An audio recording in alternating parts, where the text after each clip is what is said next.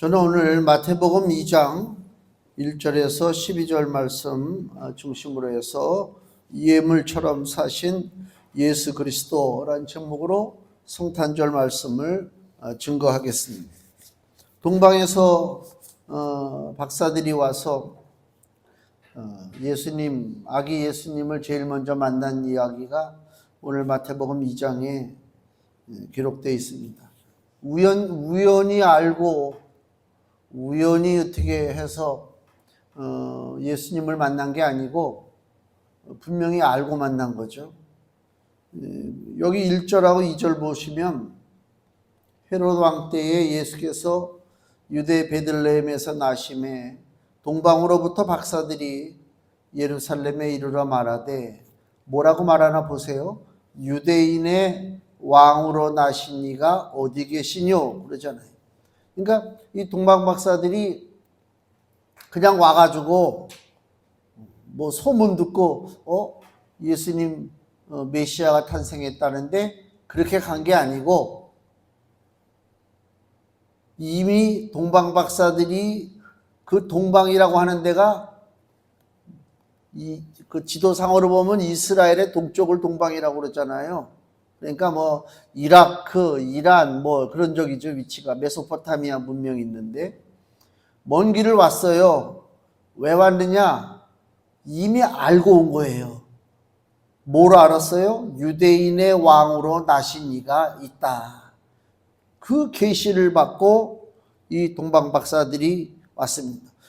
여기에 유대인의 왕이라고 하는 것이 뭐냐? 유대인의 왕이라고 하는 것은 우리가 메시아를 가리킬 때에 이 유대 사람들은 다윗의 자손이라고 그러잖아요. 다윗의 자손이요, 다윗의 자손이요 막 그러잖아요. 그러니까 다윗의 자손이라는 얘기는 메시아라는 의미거든요. 반대적으로 유대인이 아닌 사람들, 그러니까 이방 사람들이죠. 이스라엘 사람이 아닌 이방 사람들이 유대인의 왕이라고 하는 명칭을 쓸 때는 그게 바로 메시아란 말이에요. 뭐 시시한 무슨 뭐 왕조의 뭐 때가 되면 나타나는 그런 왕이 아니라 이스라엘을 완전히 구원시키고 해방시킬 그 위대한 지도자 메시아, 그거를 유대인의 왕이다. 그러니까 이 지금 동방 박사들은 메시아를 지금 만나러 온 거죠.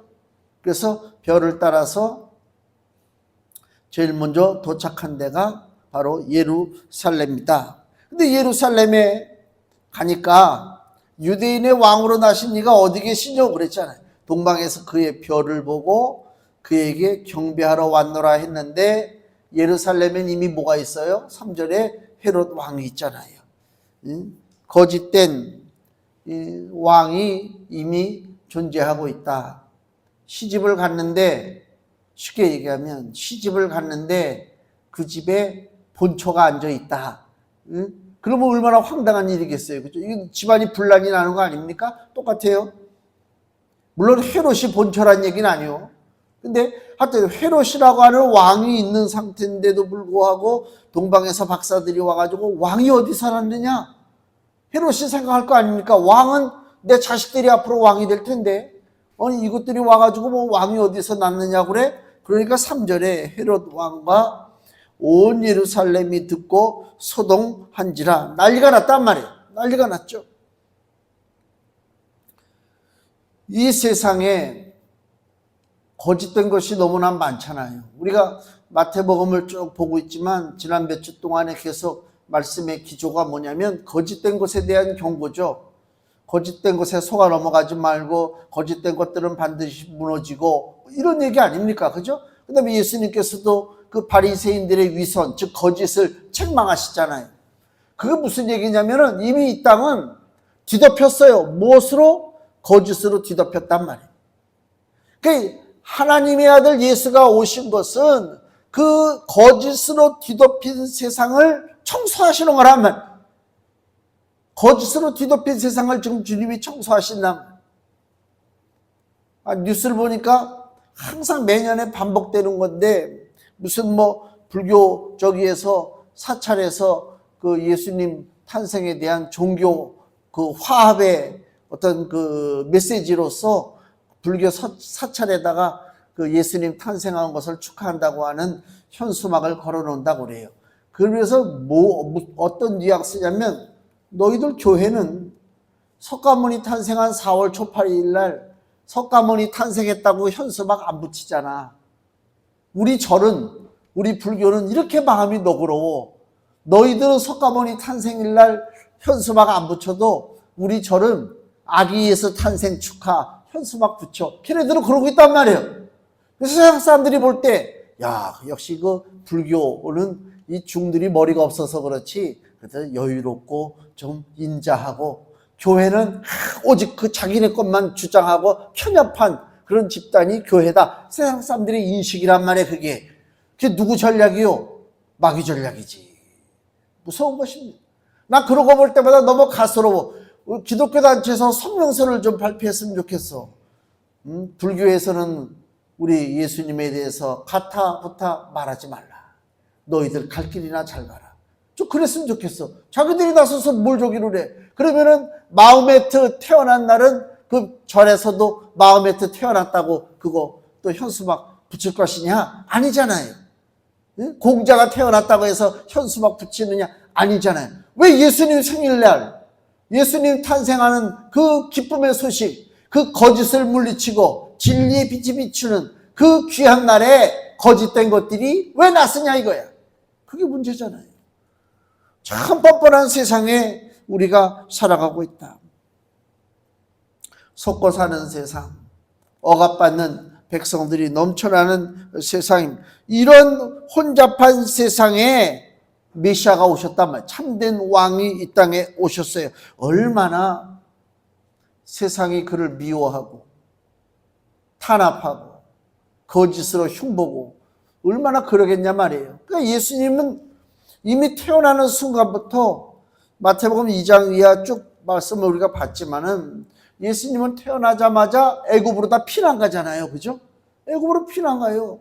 애굽에서 피난 갔다가 어느 정도 세월이 지나서 이제 다시 예루살렘으로 돌아오는데 아직도 예수님을 탄압하는 세력들이 건재하니까 할 수 없이 예수님이 어디 가서 살아요? 전혀 태어나지도 않은 나사렛이라고 하는 저 북쪽의 시골 동네 가서 예수님 사시잖아요. 그러니까 벌써 예수님을 오시는 그 순간부터 핍박이요 고난이요 환난이다. 그럼 하나님의 아들 예수가 왜 이 땅에 환영받지도 못하는데 오셨냐 그거예요. 그렇잖아요. 우리가 어디 가서 나 환영하지 않으면 나 거기 안 가면 되지. 니네끼리 잘하라고 그래. 나 환영받지 못하는데. 그러면 되잖아요. 우리 하나님은 다 알고 계셔요. 환영하는지 환영하지 않는지. 이 땅이 참 빛으로 오셨지만 어둠이 빛을 거절하잖아요. 자기 백성이 영접지 아니하잖아요. 근데 오셨어요. 거절하는데도 오시고 환영하지 않는데도 예수님 오셨어요. 왜요? 이 땅에 거짓으로 속아 넘어가는 불쌍한 인생들을 끄집어내기 위해서 그런 거란 말이에요. 그러니까 크리스마스 성탄이라고 하는 것은 선물 주고받고 무슨 뭐 기분 좋다 그냥 뭐 불 켜놓고 그게 성탄이 아니고 성탄절은 엄밀하게 따지면 이 거짓된 세상을 향한 하나님의 선전포고다 그예요. 전쟁이 벌어지는 거잖아요. 우리는 너무 이 시대를 잘 타고 태어나서 기독교가 핍박받지 않는 시대에 우리가 지금 신앙생활 한단 말이에요. 그렇잖아요. 우리가 교회 가는데 지장받을 게 뭐가 있어. 그때 뭐 저 코로나 때문에 좀 잠시 교회가 폐쇄되긴 했지만 뭐 그 정도는 아무것도 아니지. 근데 우리의 믿음의 선조들의 신앙생활을 보면요.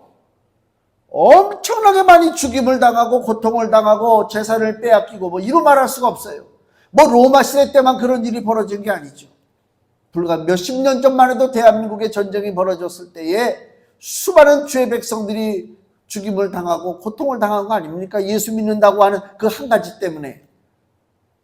우리가 믿는 이 시대는 고난이 없어요. 어떤 면에서는.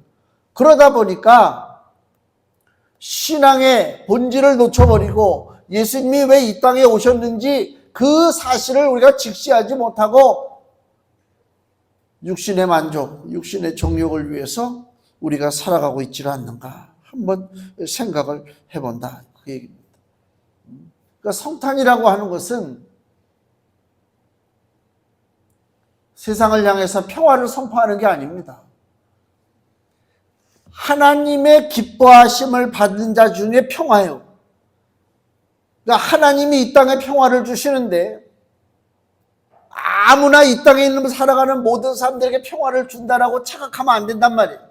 내가 아주 성탄절만 맞이하면 각 기독교 단체에서 성탄 메시지를 발표하잖아요.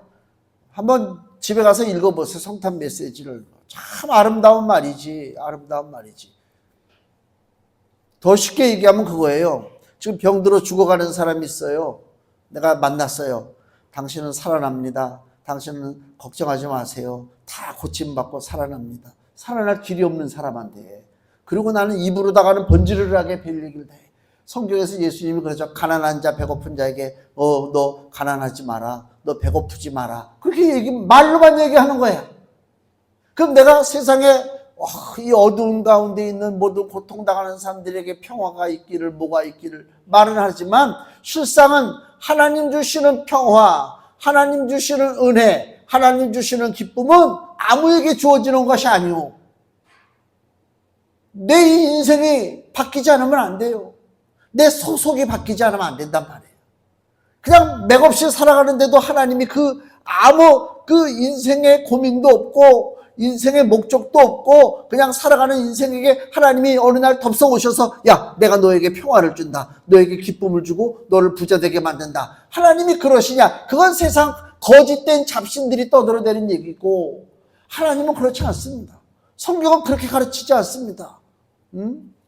내가 죄인인 것을 먼저 깨닫고 내 방법으로 살다가는 나는 저주받아 지옥의 불심판에 들어갈 수밖에 없다라고 하는 사실을 깨달은 자가 마지막 순간에 바라볼 존재는 이 땅에 있는 존재가 아니라 하나님이 나에게 주신 귀한 존재 예수 그리스도라고 하는 사실을 붙잡고 나가는 자에게 평화가 오는 거지, 그렇지 않은 인생들에게는 평화가 있을 수가 없다, 그 얘기입니다. 그러니까 예수님은 거짓을 무너뜨리고 고통당하는 자에게 생명의 빛을 비춰주기 위해서 오셨잖아요. 마태복음 4장을 보세요. 4장 16절. 흑암에 앉은 백성이 큰 빛을 보았고 사망의 땅과 그늘에 앉은 자들에게 빛이 비추었도다. 흑암에 있는 자들에게 예수님이 빛을 비춰요. 이 위대한 일을 하는 거 아닙니까? 지금 하나님. 왜 빛을 비춥니까? 잘 보게 하려고 빛을 비추는 것이 아니라 사망과 저주의 세력을 몰아내기 위한 지금 전쟁이 벌어졌단 말이에요. 위대한 일이 벌어졌어요. 근데 이 위대한 모든 일은 시작이 있잖아요. 갑자기 그냥 탁 뜨는 게 아니잖아요. 우리가 달리기를 해도 출발선에 딱 섰다가 신호와 동시에 뛴단 말이에요. 시작점이 있단 말이에요. 그 시작점이 뭐냐? 동방박사가 아기 예수 찾아가는 게 그 시작점이다, 그 얘기예요. 그게 중요하잖아요. 그러니까 자, 로마서 8장 2장을 보세요. 2절. 로마서 8장 2절. 주님께서 하시는 위대한 일이 여기 기록되어 있죠. 로마서 8장 2절. 이는 그리스도 예수 안에 있는 생명의 성령의 법이 죄와 사망의 법에서 너를 해방하였음이라. 아멘. 다시 얘기하면 이 땅에 예수님과 상관없이 살아가는 사람들은 한 가지 법에 묶여서 살아요. 그 법이 뭐냐? 죄와 사망의 법에 묶여 산단 말이에요. 죄와 사망의 법에. 문제는 자기 자신이 죄와 사망의 법에 묶여 사는 사실 자체를 모르고 있단 말이에요. 그게 안타까운 거예요. 아니, 세상에 뻔히 그 길로 가면 멸망당하고 그 길로 가면 저주받고 그 길로 가면 실패한다는 걸 알면서 그 길로 갈 사람이 어디 있어요? 그렇죠? 다 돌아가잖아요. 응? 우리 아파트 입구에도 무슨 배관인가 뭔가 공사한다고 길을 다 파헤쳐 놨어요. 알잖아요. 거기 통행금지라고 써붙여 놨잖아요. 근데도 불구하고 그 길을 가요? 안 가지. 다 돌아가느라고 이쪽 길은 붐비고 난리가 아니야. 한쪽이 통행로가 폐쇄됐으니까. 하나님께서 우리에게 알려주시는 게 뭔지 아세요? 너희들 인생 니네들 마음대로 살면 죄와 사망의 길로 갈 수밖에 없어. 그 경고등을 우리에게 보여주신 거예요. 근데 그 경고등을 보면서도 사람들이 에이 뭘 그까짓 걸 누가 죽어봤어? 가봤어? 천국 가봤어? 지옥 가봤어? 그리고 그 사망과 저주의 길을 가고 있단 말이에요. 이게 얼마나 안타까워요. 나중에 돌이킬 수가 없어요. 그 길에서 돌아가야 돼. 힘들어도 돌아가야 돼. 늦게 가는 것 같아도 돌아가야 돼. 바보 같아도 돌아가야 돼. 남보다 뒤처지는 것 같아도 돌아가야 돼. 왜? 그게 살 길이니까. 세상에 약을 빠진 사람들이 많죠. 얼마나 약을 빠진 사람 많아요. 우리는 얕게 살면 안 돼요. 그건 세상적인 방식이요. 우리는 진리를 따라 참된 그리스도의 빛을 따라 살아가는 수밖에 없다. 그리스도 예수 안에 있는 생명의 성령의 법이 우리들의 갈 길이요. 그 생명의 길을 주께서 열어주시고자 이 땅에 오신 것이 바로 성탄이란 말이에요. 그 성탄에 그 예수님 오신 것에 대한 증인이 누구냐? 그 현장을 목격한 사람들, 바로 동방 박사들이 그 일에 지금 동참을 하고 있다. 그 얘기입니다. 먼 길을 찾아서 왔습니다. 그 당시에 2000년 전에 무슨 교통수단이 있는 게 아니잖아요. 광야길을 헤치고 왔어요. 그들이 오직 바라본 것은 하늘의 별밖에 없잖아요. 별만 보고 가는 거잖아요. 별이 길이잖아요. 별 보고 가는데 그 날씨라 그런 것이 늘 별이 환하게만 보이는 게 아니잖아요. 보일 때도 있고 안 보일 때도 있고 흐릴 때도 있고 뭐 그렇잖아요. 그래도 아랑곳하지 않고 그 별만 집중해서 보고 걸어간단 말이에요. 여행의 어려움, 뭐 장거리 걸어가고 먹는 거, 자는 거, 물 마시는 거, 뭐 육신의 피곤 이런 말할 수가 없죠. 그런데도 불구하고 오직 뭐만 보고 간다고요? 별만 보고 가는 거예요. 왜? 별이 유대인의 왕이 계신 것을 알려줄 거라 믿었기 때문에 그렇잖아요. 우리가 인생을 살아갈 때에 뭘 바라보고 신앙생활 합니까? 사람 바라보지 마세요. 사람처럼 못된 것 없어요. 성경 보세요. 사람이 믿을만 합니까? 다윗이 믿을만 합니까? 뭐 다윗 그러지만 지난번에 그 목사님들 모였을 때 그런 말씀 하시더라고. 목사님 우리아에 대한 얘기를 하더라고. 우리아, 그 밧세바의 남편 우리아가 얼마나 억울하게 죽고 그렇잖아요. 자기 아내 밧세바도 빼앗기고 그 다음에 밧세바를 빼앗긴 정도가 아니라 전쟁터에 맨 앞에 내보내가지고 화살에 맞아 죽었잖아요. 누구한테? 다윗 때문에. 그러니까 세상적인 관점으로 보면 다윗 같은 나쁜 천하에 그런 놈이 없지. 난 더 심한 얘기 하려고 해서 깜짝 놀랐어. 나도. 그렇잖아요. 얼마나 뺀질대고 뻔뻔해. 남의 아내를 뺏고 그거에 모자라서 그 남편을 전쟁터에 맨 앞에 보내서 죽여버리고 그 우리아가 얼마나 미련하고 우둔합니까? 우리가 볼 때 그렇잖아요. 근데 실패한 인생이 아니래요. 하나님 보실 때에는 그렇지 않습니다. 그러니까 사람은요 아무리 위대한 인물이고 정직한 인물이고 뛰어난 인물이고 뭐 다윗과 같은 그런 뭐 영웅 중에 영웅 믿음의 영웅이잖아요. 그래도 그 본질은 뭐라고요? 속에 거짓이 충만하단 말이에요. 그러니까 그런 일이 벌어지지. 그러면 우리가 신앙 여정에 동방 박사들이 별을 바라보고 한 것처럼 우리가 이러한 신앙 여정 오래오래 가야 하는 신앙 여정. 중간에 제가 봤어요. 교회가 나이가 많이 먹었어요. 우리 교회가 나이 먹는 것에 비례해서 저도 나이가 많이 먹었어요. 예? 어디서 오라고 해도 갈 수 없는 나이가 됐어요. 그거 참 그렇더라고. 나이가 많이 먹었어요. 이 과정을 쭉 보니까 우리 교회를 이렇게 스쳐 지나가는 사람들이 생각이 나. 이래서 안 나오고 왔다가 저래서 안 나오고 뭐 또 멀리 이사 가서 못 나오고 뭐 이런 경우가 쭉 봐요. 쉽지가 않잖아요. 쉽지가 않아요. 뭘 보고 신앙생활 할 것이냐.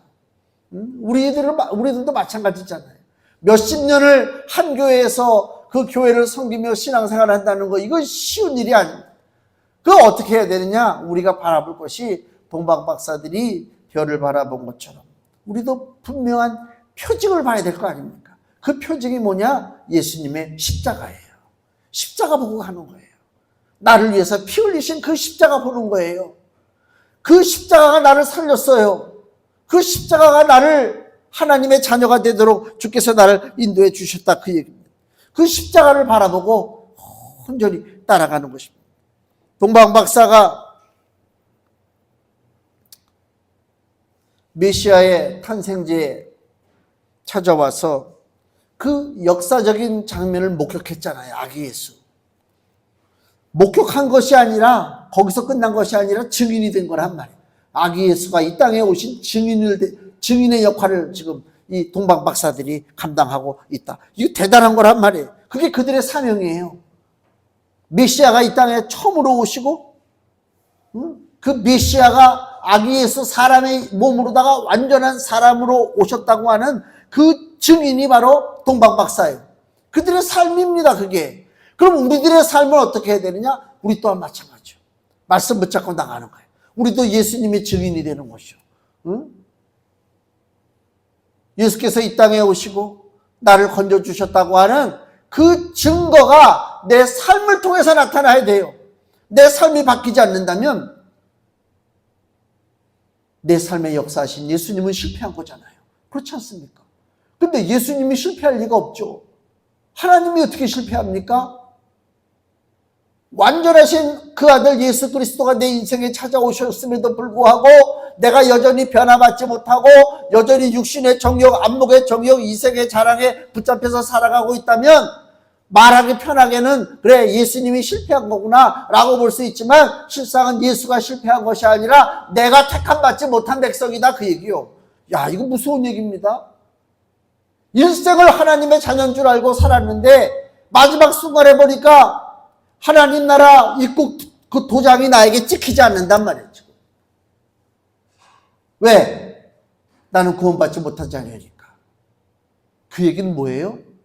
내 삶에 예수 그리스도로 말미암아 얼마나 내 삶이 근본적으로 변화가 일어나고 내 사고방식이 바뀌고 세상을 보는 눈이 달라지고 이렇게 살아가고 있는가를 스스로 한번 질문을 해봐야 된다. 성탄을 맞이해서. 예수님은 실패하지 않습니다. 어리석은 인생들이 실패하고 있는 것입니다. 디모데후서 4장을 보세요.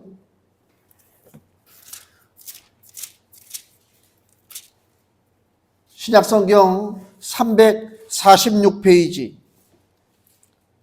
신약성경 346페이지 디모데후서 4장 17절에서 18절입니다.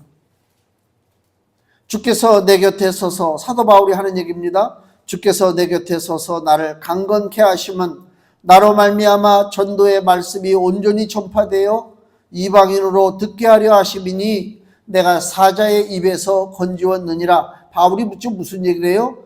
자기를 통해서 이 복음의 말씀이 이방인들에게 다 전파가 된다는 거예요. 자기는 지금 사명을 감당하고 있다는 것입니다. 그렇기 때문에 사자의 입에서 건지웠어요. 마귀의 저주, 지옥의 형벌로부터, 온갖 회방으로부터 하나님께서 건져주셨어요. 주께서 나를 모든 악한 일에서 건져내시고 또 그의 천국에 들어가도록 구원하시리니 그에게 영광이 세세 무궁토록 있을지어다. 아멘.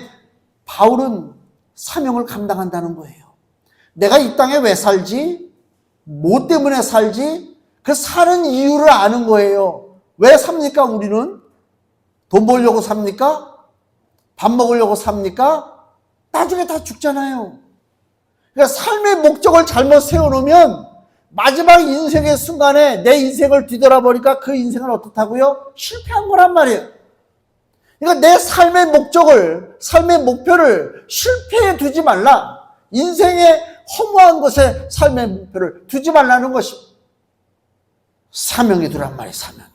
사명에 둘 때에 주께서 나를 모든 악한 일에서 건져내시고 천국에 들어가도록 하나님이 축복해 주신다고 하는 약속을 받는다, 그 얘기입니다. 예수님은 이 땅에 죽기 위해서 오셨습니다. 고린도전서 1장 23절에서 24절 말씀, 신약성경 264페이지, 고린도전서 1장 23절 24절, 우리는 십자가에 못 박힌 그리스도를 전하니 우리는 십자가의 예수입니다. 사람들이 막 칭송하고 산타 캐롤 부르고 떠들어대는 그런 가운데 계신 예수가 아니라 예수님은 뭐라고요? 십자가에 못 박히기 위해서 오셨단 말이에요. 우리는 십자가에 못 박힌 그리스도를 전하니 유대인에게는 거리끼는 것이요 이방인에게는 미련한 것이로되 오직 부르심을 입은 자들에게는 유대인이나 헬라인이나 그리스도는 하나님의 능력이요 하나님의 지혜니라. 아멘. 예수님은 죽기 위해서 오셨어요. 아침에 밥을 먹으면서 아침마당 이렇게 등지고 이렇게 밥을 먹는데 소리만 들었는데 역사 선생님이 나와가지고 아침마당에 성탄절 그 산타크로스에 대한 유래를 설명해 주더라고. 내가 들으면서 무슨 생각했는지 참 교묘한 놈들이다. 성탄절의 주인이 누구예요? 예수님이지. 그렇지 않습니까? 그럼 예수님에 대한 예수님은 누구신가? 신앙적으로 얘기하지 말고 그냥 역사적으로다가 우리가 일반적으로 알고 있는 공자가 누군가 이런 식으로 예수님은 누군가 그 정도로 설명할 수 있잖아요. 4월 초파일 날 시다르타 그게 부처잖아요. 시다르타 지금의 네팔에서 태어난 그 청년 쭉 얘기하는 거 그렇게 얘기하는 거 괜찮지. 그 사람에 대해서 설명하는 건데 성탄절날 예수님은 누구신가? 육신적인 면으로만 설명해도 괜찮은데 성탄절날 누굴 얘기한다고요? 산타크로스는 누군가? 이게 말이 된다고 생각해요? 공영방송에서? 예? 어디 무슨 유튜브에서 떠들어대는 거면 내가 이해가 돼. 공영방송이라고 하는 무게감이 있단 말이야. 무게감이 있는데 성탄절날 딱 하는 소리가 산타크로스가 무슨 아이고 이런 참 세상이 그렇단 말이에요. 우리가 거기에 같이 넘어가가지고 그러면 안 된다니까. 한국 교회가 아유 나 아주 그냥 너무 한심해가지고. 예수님은 죽으러 오셨는데요. 누굴 위해서 죽으러 오셨냐면요. 마태복음 9장 13절. 마태복음 9장 13절. 너희는 가서 예수님이 하시는 말씀입니다. 내가 긍휼을 원하고 제사를 원치 아니하노라 하신 뜻이 무엇인지 배우라. 내가 의인을 부르러 온 것이 아니요 누굴 부른다고요? 죄인을 부르러 왔다. 내가 죄인 때문에 죽는다 그 얘기입니다. 훌륭하고 잘나고 멋진 사람들이 아니고요. 예수님이 누굴 위해서 죽으러 오셨느냐? 못난 죄인, 병든 자, 가난한 자, 힘없는 자, 보잘것없는 인생들 그를 구원하기 위해서 오셨다는 것입니다. 로마서 5장을 다시 보시면요. 부지런히 찾아보세요. 로마서 5장 7절. 신약성경 245페이지 로마서 5장 7절에서 8절. 의인을 위하여 죽는 자가 쉽지 않고 선인을 위하여 용감히 죽는 자가 혹 있거니와. 자, 세상에서는 이렇게도 죽고 저렇게도 죽죠. 누굴 위해서. 근데 8절 예수님은 누구 때문에 죽었다고요? 우리가 아직 죄인 되었을 때에 그리스도께서 우리를 위하여 죽으심으로 하나님께서 우리에게 대한 자기의 사랑을 확증하셨느니라. 아멘. 죄인된 우리를 위해서 죽었어요. 그러니까 나는 죄도 아니야. 죄도 안 짓고 나는 잘났어. 그 사람은 예수님과 상관없어요. 예수님 믿을 필요도 없지 뭐. 그렇잖아요. 나는 죄도 안 졌어. 나는 모자라는 것도 없어. 난 잘났어. 그런 사람은 예수님 안 믿고요. 그냥 점집만 찾아다녀도 돼. 그 점쟁이 말 믿다가 같이 이제 둘 다 절단 나는 거지 누구처럼. 그렇잖아요. 너무 어리석고 이게 한심하지. 한국 교회가요 부흥했던 시기가 있어요. 70년대, 80년대 초반, 60년대부터 해서 교회가 엄청나게 부흥했어요. 저 어렸을 때 다니던 교회 빨간 벽돌로 지었던 교회가 막 부흥이 되니까 앉을 자리가 없어. 그래가지고 막 복도에 앉고 막 그 낚시 의자 같은 거 있잖아요. 조그만 거, 목욕탕 의자 같은 거, 이상한 것들, 그런 거 깔고 앉고 막 난리가 났어.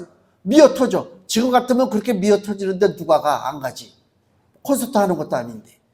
근데 막 교회가 작은데 사람은 미어터지니까 막 교회를 증축해 지하실에서 예배드려 방마다 텔레비전 다 달아가지고 다 같이 한 공간에 못 있으니까 텔레비전으로 다 예배드리고 뭐 굉장했었어요. 그리고 중예배실에 금요일만 되면 500명 정도가 모여가지고 울고 불고 뭐 난리가 났었어요. 왜 이렇게 원통하고 분통하고 한이 많은가? 다 가난했거든. 부자가 없었어요. 빵 하나, 교회에서 무슨 회의할 때 빵 하나 나눠주면 그 빵이 그렇게 귀했다니까. 지금은 놓고 가는 사람도 있단 말이야. 거들떠도 안 보고. 그렇게 가난했어요. 가난할 때 한국교회가 부흥됐어요. 돗자리만 깔아도 십자가 붙이면 부흥된다고 할 때예요. 막 원통하고 분통하고 그냥 막 너무 힘드니까 교회 가가지고 막 하나님 앞에 부르짖고 기도했단 말이에요. 근데 지금은요, 점점 줄어들어요. 눈에 띄게 줄어들어요. 왜요? 분통하고 원통하고 절통하고 부르짖을 게 없잖아. 웬만하면 다 나라에서 돈 주잖아. 그렇잖아요. 응? 라면 못 끓여 먹어가지고 굶습니까? 아니잖아요. 그러니까 무슨 사고방식이 인생처럼 간사한 게 없어요. 배부르고 등 따시니까 내가 잘났다 생각한다니까. 그러니까 예수님이 필요 없어. 그래서 우리가 부자라고 하는 순간부터 교회가 줄어들기 시작하는 거예요. 미국 교회, 유럽의 교회가 줄어든 것처럼. 쉽게 얘기하면 예수님은 누구의 예수님? 못난 자의 예수님이요. 자기가 잘났다고 생각하는 사람은 예수님하고 상관없이 그냥 살아요. 그 끝이 어떻게 되는가? 스스로 못난 줄 알고, 스스로 가난한 줄 알고, 약한 줄 알고 매달릴 때에 주께서 우리 삶에 오셔서 우리에게 위로와 소망과 축복을 주신다, 그 얘기입니다. 성탄절은 화려함에 초점을 두는 것이 아니고요, 내 부족한 거, 내가 불쌍한 거, 내가 빨개 먹고 있다고 하는 사실, 이것을 메시아 앞에 겸손하게 고백하고 주님의 은총의 옷을 입기를 사모하는 것이 성탄절입니다. 다시 한번 보는 거예요. 왜 예수가 이 땅에 오셔야 했는가? 왜 하나님의 아들이 이 땅에 오셔야 했는가? 동방 박사들이 찾아가서 아기 예수를 보고 11절에 집에 들어가 아기와 그 모친 마리아에 함께 있는 것을 보고 엎드려 아기께 경배하고 보배합을 열어 황금과 유향과 몰약을 예물로 드리니라 그랬습니다. 세 가지 예물을 드렸어요. 동방 박사들이. 그게 그냥 시시하게 드려지는 게 아닙니다. 보물 상자를 열고 그 예수님에게 예물을 드리는데 첫째는 뭐라고요? 황금이요. 황금. 황금은 뭘 상징합니까? 절대 권력입니다. 트럼프가 금을 좋아한대잖아요. 청와대도요, 요새 다시 청와대가 이제 열렸잖아요. 청와대 문양을 보세요. 뭐로 만들어놔? 청와대 손잡이를 보세요. 진짜 금인지 아닌지는 내 모르지만 다 금색깔이야. 의도적으로 금색을 원해. 왜? 금은 절대 권력이요. 왕이야. 황금을 바치잖아요. 이거 금이 그냥 금이 아니라니까. 어떤 존재에도요, 황자가 들어가면 좀 달라요. 황자가 들어가면 달라요. 야, 이거 완전히 황이네? 그럼 그건 끝이야. 끝나는 것도 그냥 끝나는 게 아니야. 완전히 끝나는 거야. 그걸 가지고 우리가 어떻게, 넌 끝났다라고 얘기하지 말고, 너는 황이야. 그런단 말이야. 금도 그냥 금은 그냥 금이야. 순도가 뭐 80%가 될지 60%가 될지 몰라. 금이야. 황금 99.9%란 말이에요. 그 비싸고 귀한 황금을 동방박사가 드렸어요. 왕입니다. 부유한 것입니다. 풍성한 것입니다. 우리를 위해서 왕 되신 예수가 이 땅에 오셨어요. 무엇으로 오셨다고요? 가난하게 오셨어요. 이게 오늘 금주 말씀이에요. 이번에 같이 읽을, 주워보세요. 같이 봉독할 성경 말씀. 고린도후서 8장 9절 말씀. 황금을 받으신 예수님에 대한 말씀 같이 읽겠습니다. 우리 주 예수 그리스도의 은혜를 너희가 알거니와 부유하신 자로서 너희를 위하여 가난하게 되심은 그의 가난함을 인하여 너희로 부욕해 하려 하심이니라. 아멘. 예수님은 황금을 가질 수 있는 왕의 권세가 있어요. 부유하셔요. 근데요, 이 땅에 오셨어요. 사람으로 오셨다고 하는 자체가 가난하게 되신 거예요. 그렇잖아요. 먹을 것 제대로 못 먹고 마실 거 못 마시고 먼지 마시고 그 고생하시잖아요. 부유하신 분이 가난하게 되셨어요. 뭐 때문에?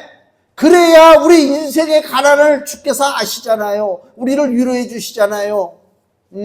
아니 그렇잖아요. 고생도 안 하고 자라난 인생들이 돌아다니면서 가난한 사람 뭐 아이고 고생이 많으시겠네요. 손잡아봐야 그 삶을 어찌 알겠습니까? 예수님은 직접 사셨잖아요. 그래서 황금을 드렸어요. 또 하나는요, 유향을 드렸어요. 향이 나는 거예요. 예수님의 삶은 향기가 나는 삶이란 말이에요. 어떤 향기가 나냐? 고린도후서 2장 14절.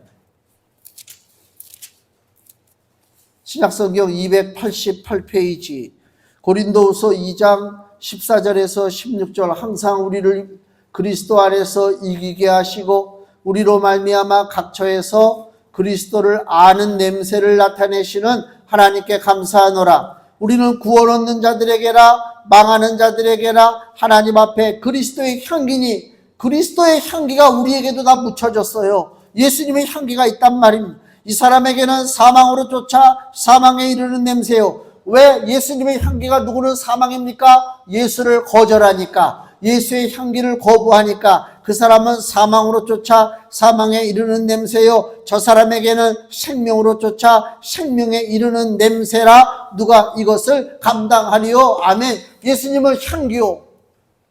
그 예수님의 향기를 내가 믿음으로 받아들이는 자는 생명의 냄새가 나는 것이고, 예수님의 냄새를 거부하는 자는 사망의 냄새가 날 수밖에 없다. 그래서 유향, 향기 나는 예수 그리스도, 복음의 역사입니다.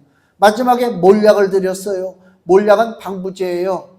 사람이 죽었을 때 몸에다가 이렇게 바르는 거예요. 그래서 그 아리마대 요셉이 그 요셉의 무덤에 예수님을 장사할 때에 그 몰약을 가져다가 예수님을 이렇게 장사 지낸 내용이 나오잖아요. 이 몰약은 죽음을 상징하죠. 방부제, 죽음에 대한 이야기를 얘기합니다. 즉 죽기 위해서 이 땅에 오셨습니다.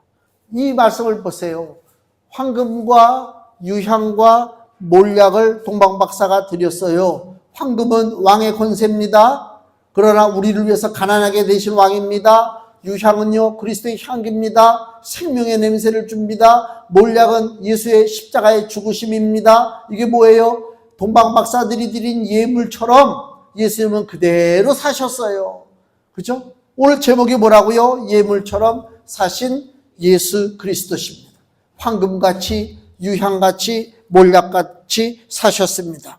예수님은 이 땅에 그 예물을 받으시고 예물처럼 사신 하나님이 바로 예수 그리스도라 그 얘기입니다. 그 삶은 곧 우리를 향한 사랑과 희생의 삶이었습니다. 진심으로 우리가 예수 이 땅에 오심을 기뻐하신다면 세상적인 즐거움, 세상적인 기쁨을 가지고 따질 것이 아니라 하나님의 놀라운 사랑과 은혜를 기억하고 동방박사들이 별을 보고 끝까지 예수님 있는 것을 찾아온 것처럼 우리는 나를 위해서 황금과 유향과 몰약의 인생길을 걸어가신 예수 그리스도 십자가를 바라보고 우리 인생의 남은 여정을 오직 예수만 바라보고 걸어가야 될 줄로 믿습니다. 기도하겠습니다.